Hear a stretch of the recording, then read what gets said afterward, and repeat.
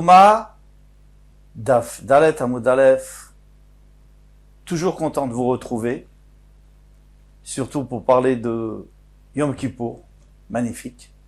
Remarquez, quand on arrivera à Rosh Hashanah, ça sera aussi excellent. Mais commençons par là. Hier, nous avons vu que Rabbi Yochanan et Rosh Lakish sont en marloquette.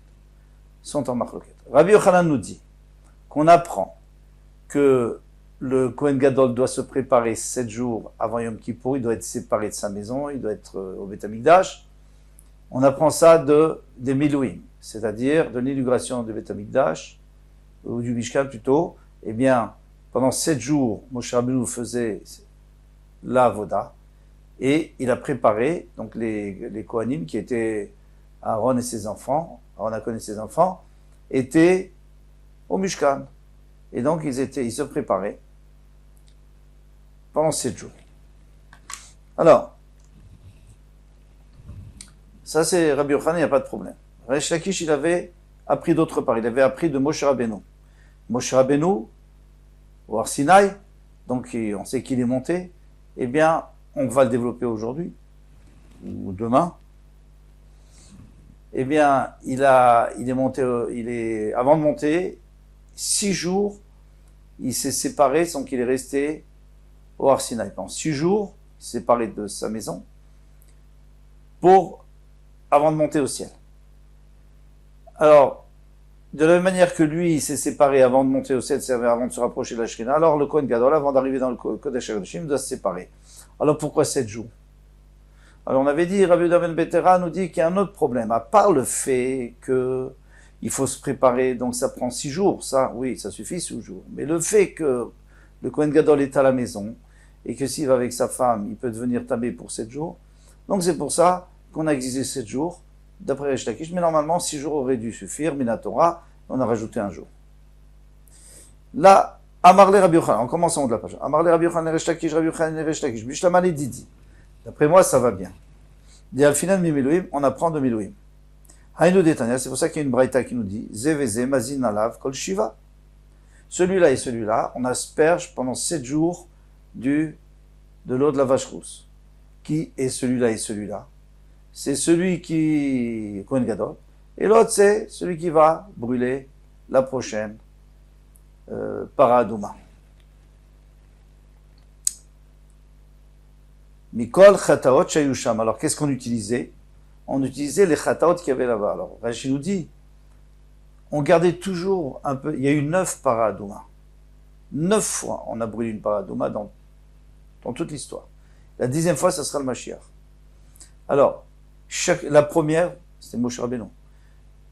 On n'a pas tout terminé, on a toujours gardé un peu, et quand il y en a une autre, on mélange. Et quand il y en a une troisième, on mélange les 2 premières avec la troisième, etc.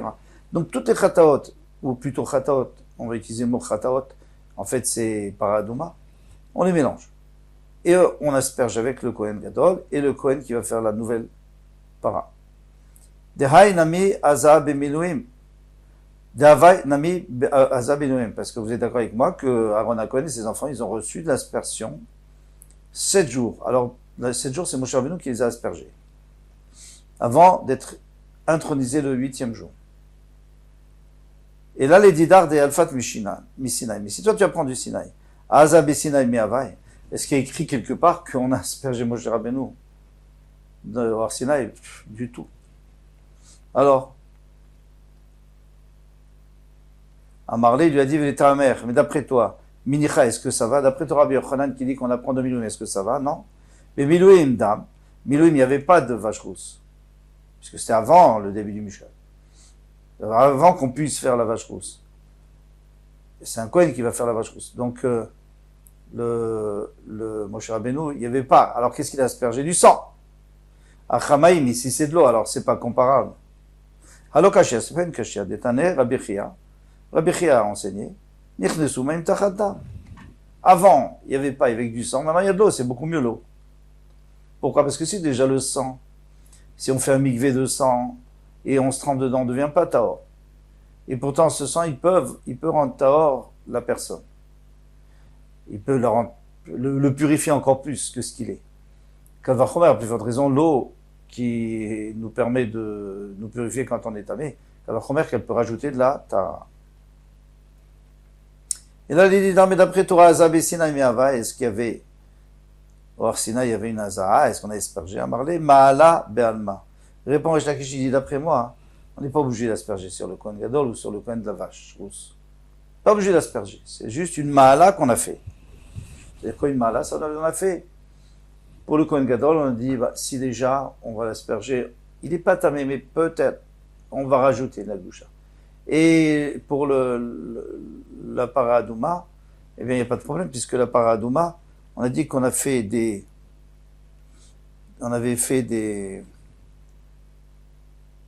une coula qu'on a rendue impure, thulium, tout ça. Donc, pour contrebalancer, il fallait faire des khumrot. Alors, c'est une des khumrot qu'il faut asperger. Alors, il y a un petit problème parce que on est en train de parler des deux, mais Rabbi Yochanan n'a jamais parlé des deux. Rabbi Yochanan a dit depuis le début que c'est que le Kohen Gadol. Faire à part, on n'apprend pas de là-bas. On va rencontrer plusieurs endroits où le problème va se poser. Pourquoi tu nous dis les deux? Il n'y a pas les deux, il y a un seul. Je vais répondre à la question bientôt. Bezrat Hashem. Tania Kavate de Rabbi Yochanan. Donc maintenant, il y a une braïta qui est comme Rabbi Yochanan. Alors bien, c'est une longue braïta, très facile. Tania Kavate Rish Lakish, et il y en a une qui dit comme Rish Lakish. Alors celle qui dit comme Rabbi Yochanan, c'est une vraie preuve. Celle qui dit comme Rish Lakish, c'est une demi-preuve qu'on va voir. Tania Kavate de Rabbi Yochanan. Bezot Yavo Aaron à la Kodesh. Avec cela, Aaron viendra vers le Kodesh, ça viendra vers le Kodesh à Kodashim à Yom Kippour. Et là, la Torah nous dit, par Ben Bakar, Léola, etc., il faut apporter des korbanot. Bema Shamour, Be'inyan. Alors, puisqu'on a dit Bezot, c'est pour nous apprendre qu'il faut aussi venir avec ce qu'on a vu plus haut. Maï, c'est quoi? Be'inyan des Milouim. Ce qu'on a déjà vu dans les Milouim. Ou Ma'amour Be'inyan des Milouim. Mais qu'est-ce qu'on a vu dans les Milouim? Aaron, Piresh, Shiva. Aaron s'est séparé 7 jours, Veshimesh Yom Echad. Et après, il a servi un jour. Ou Moshe Masarlo Kol Shiva. Et Moshe Rabbeinu, il lui a transmis toute la halachot, les 7 jours, Kedé le Chancho, Ba'avoda, pour l'entraîner à la Avoda. Chancho, Chinuch, l'entraînement des enfants. Ici, il entraîne le Kohen à bien faire la Avoda. Ve'af les Dorot, même pour les générations à venir. Kohen Gadol, parce qu'il n'y aura plus d'intronisation. Le Kohen Gadol, en tout cas plus de Chanoukat à Mizbeach, le Kohen Gadol, Poresh Shiva. Il y aura quand même un Chanouka, mais ça c'est autre chose. Et le Kohen Gadol, Piresh Shiva, il se sépare de sa maison 7 jours. Mishamesh Yom Echad, il sert un jour. Yom Kippour, Vishne Talmidei Chachamim Mitalmidav chez Moshe Rabbeinu. Moshe Rabbeinu n'est plus là, mais on va prendre des élèves de Moshe Rabbeinu, c'est-à-dire des gens qui pensent comme lui, des gens qui ont appris sa Torah. Il a foqué Tzedokim pour exclure des Tzedokim. Mosrim lo kol Shiva, donc on lui transmet Kedele Chancho Ba'avoda pour l'habituer à la Avoda. Mika Namrud, ici on a appris Shiva Tiamim Kodem Yom Kippurim, Mafrishim Kohen Gadol mi Beto, que on sépare le Kohen Gadol de sa maison, l'Ishkat Paredrin, dans la chambre du Paredrin. Shem Shem Mafrishim Kohen Gadol, Kach Mafrishim Kohen Asoref et Tapara. De la même manière qu'on sépare le Kohen Gadol de sa maison, on sépare aussi celui qui va brûler la para, l'Ishka chez Abnei Abera, dans la chambre qui est sur la Bira. Machloket, on avait dit, est-ce que c'est tout le Beth Amikdash ou c'est Rabaït? Tzfona Mizracha, au nord-est. Vechadze, c'est important, Mazin Alav Kol Shiva. Et soit le Kohen qui va brûler la vache rousse, soit le Kohen Gadol, eh bien on va asperger les 7 jours. Mikol Chataot Shayusham, de tous les Chataot, c'est-à-dire toutes les vaches rousses qu'on avait gardées, qu'on avait mélangées. Alors ici, on t'apporte une braïta qui dit comme Rabbi Yochanan, très jolie. Le problème, c'est qu'elle n'est pas d'accord avec Rabbi Yochanan. Encore, comme je l'ai posé tout à l'heure, parce que Rabbi Yochanan lui dit qu'on n'apprend pas le Kohen qui fait la paradouma, on n'apprend pas des Milouim, on n'apprend que le Kohen Gadol. Et ça, il l'a dit clairement. C'est Rabbi Shimon ben Levi qui a dit qu'on apprend les deux. Mais lui, il n'était pas d'accord. Alors, comment on va comprendre? Alors, on a 2 réponses. Il y a la réponse de Tosfot. C'est facile, il a enlevé. Il a enlevé. Il a dit, non, on parle que de Yom Kippur, on parle pas de... Quand on dit ici, Echadze, Vechadze, soit l'un, soit l'autre. Non, c'est que celui de Yom Kippour. Que le Kohen Gadol Yom Kippour. Mais le Rosh, il donne une réponse magnifique. Il dit que c'est qu'une asmarta. En réalité, le Kohen Gadol, oui, on apprend directement du Passouk, Bezot et tout, il y a des preuves. Mais la Paradouma, le Kohen de la Paradouma, c'est juste un appui. En fait, c'est les Chachamim qui ont dit qu'il fallait le faire. Pourquoi? Parce que comme on a diminué de Tzakdusha, puisqu'on a pris tout l'yom, donc il faut lui rajouter. Pour pas que les gens le dénigrent. Donc c'est les Chachamim qui ont instauré cela. Et ils se sont appuyés sur ce Passouk. Mais c'est juste un appui, mais c'est pas du tout Minatora. C'est très logique d'ailleurs. Vim tomar bemiluim da machamaim. Et si tu me dis que dans les miluim il y avait du sang et ici il y a de l'eau, amra, tu peux dire nechnesumaim tachat adam. L'eau va prendre la place du sang, comme on a déjà expliqué. Veomer. Maintenant, à la fin, on finit la braïta, Veomer. Et on a dit, au sujet de miluim, chaque fois qu'on dit Veomer, c'est-à-dire qu'on va rapporter une autre preuve et que la première nous a pas suffi. Il faudra expliquer pourquoi. Kacher Asa Bayomazé. Comme il a fait ce jour-là. Quel jour de Milouim? Siva Hashem la sot lechaper alechem. Hashem a fait pour être mechaper sur vous, donc, à Yom Kippour, comme les Milouim, la sot pour faire Eluma Separa, lechaper Eluma Yom Kippourim. D'accord.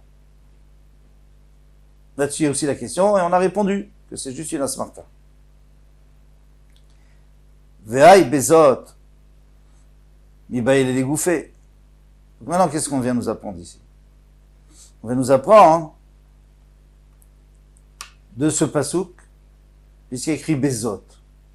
C'est-à-dire avec cela, c'est-à-dire de la même manière que dans les Milouim, on avait fait, il y avait toutes ces conditions pour que ça soit bien, eh bien, pour les autres aussi. Mais en vérité, Bezot, on en a besoin. Pourquoi? Dégoûté pour lui-même, parce qu'il te dit Bezot, avec cela, il doit rentrer avec quoi? Bepar ben Bakar. Donc un veau, les khatat, pour khatat, va il là. Amré. Alors ils ont répondu au Beth Midrash. Il est korban echoudé, si c'était juste pour m'apprendre qu'il faut apporter un korban. Des makra baisés. Donc dans ce cas-là, ou deux korbanotes, le pasuk aurait dit baiser. Zé, c'est au masculin, un korban. Au bélé, comme il y en a deux, alors il fallait dire au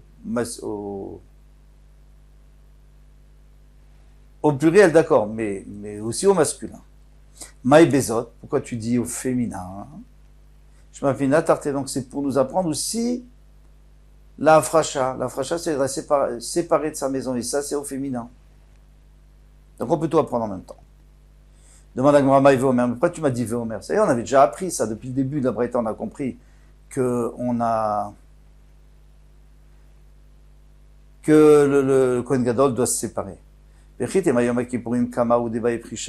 que toi tu vas me dire, d'accord, si on regarde le début, alors on va apprendre que c'est le premier, parce qu'il y a écrit Bezot, il y a Aaron à la Kodesh.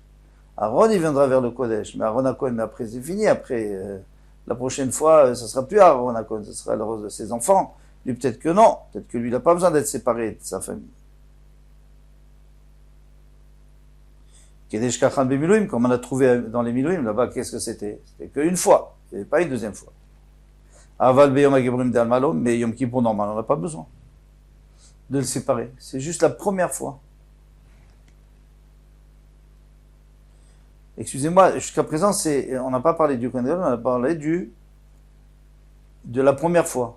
De la même manière que Chanukah Tamizbeach, l'inauguration du Mishkan, c'était la première fois qu'il y avait un Kohen qui apportait des corbanotes. Alors ici, ici aussi, le Yom Kippour, le premier Yom Kippour, où il a apporté les corbanotes. Inami, ou alors on peut donner une deuxième solution. Kohen Gadol Kama, ou des Baï Prisha, le premier Kohen Gadol, c'est-à-dire Aaron à Kohen, il doit être séparé avant le Kohen Gadol Be'alma. Là, mais un Kohen Gadol normal, il n'y a pas besoin. Puisqu'il y a écrit Aaron. Ce que j'ai dit en premier, en fait, c'était en second. Ah, vous allez me dire, mais c'est pas vrai, parce que à Yom Kippour, on voit pas toujours Aaron. On voit au début Aaron, et puis après on voit que ça sera toutes les générations la même chose, et celui qui va prendre la place d'Aaron à Cohen, alors pourquoi tu me dis ça? Oui, bien sûr que pour la Avoda, on est d'accord. Qu'il n'y a pas de changement. Tous les Yom Kippour de l'éternité, ils seront toujours les mêmes. Sauf pour ce qu'on apprend des Milouim, c'est là non. Pour les Milouim, ça y est écrit à Aaron.